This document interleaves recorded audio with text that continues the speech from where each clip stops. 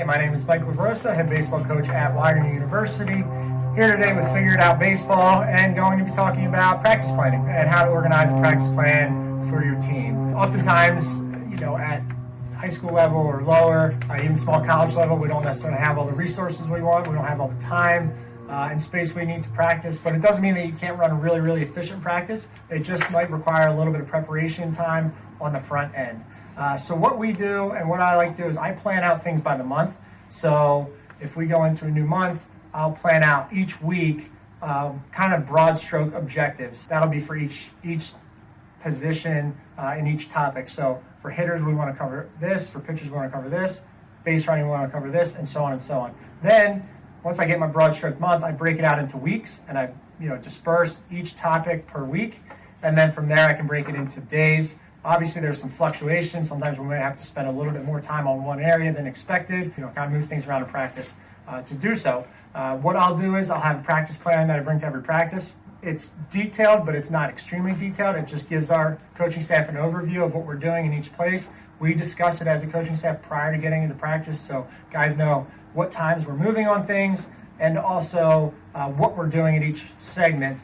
And then they'll also have a copy to carry with themselves. What we'll do as a staff is, in addition to having this as reference, we'll make notes during the course of a practice. So that way things that we want to reference with either that practice or things that we want to add to an upcoming practice. So if you can see here, I just kind of have a sample practice plan.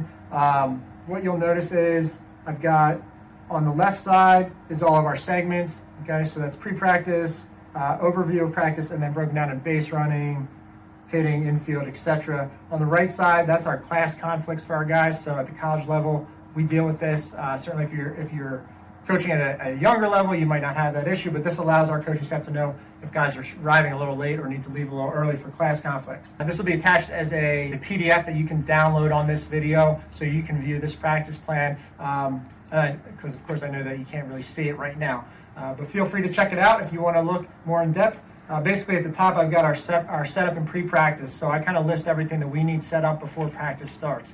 If we need cones, if we need infield skirts, if how we want the cages set up, if we need a pitching machine out, we'll set all that up and it'll be placed where the stations are, so that way we don't have to worry about taking time for guys to run into the shed to get equipment. Once we start our practice, everything is already there for them and ready to go and easily accessible. Again, so we can kind of move through things fairly quickly in transitions. Then I've got any notes that I want to discuss. So on this day, we just happen to be talking about dynamic warm-up and kind of having a focused dynamic warm-up and what it should look like and providing a little bit more instruction behind that.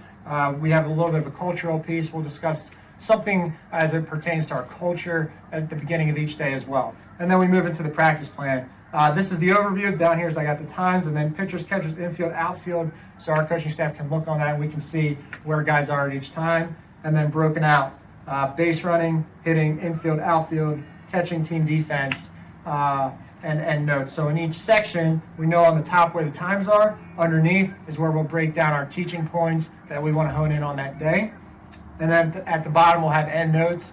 So oftentimes there are things that we want to discuss. It might be we have a game the next day and we want to just remind guys of what time bus departure is, what meal times are, anything as it pertains to them. We kind of jot notes, and that oftentimes can come off the practices from the previous day where I'm just jotting notes, and it's a reminder for me to, okay, I got to mention this tomorrow at the end of practice, or as we're developing the practice plan. I certainly know that a lot of coaches out there aren't full-time coaches. You're not devoting your entire day to create practice planning, and that's okay. If my recommendation is get a little 3x5 index card and just jot down times and kind of what you want to be doing during those times, and it can allow a little bit of flow to practice. I also like to give my guys a heads up at the beginning of practice what they can expect. I used to post the practice plan. I don't like to as much now because we're never going to go to a game on game day and they're going to see what the game's going to look like. Okay, they're going to have to adjust to that as we move through. So we'll talk about it. I'll give them an overview of what to expect that day. But then if we throw in some wrenches, they've got to be able to adjust on the fly, and that flexibility is going to trickle down into how we perform on game day too, I believe. Just a little bit of preparation and organization on the front end can allow you to prepare really, really good practice. Again, this is Mike LaRosa, head baseball coach at Widener University. We just talked about the importance of practice planning. Check out my next video where I'm going to be dissecting it more and talking more specifically about what makes a good practice.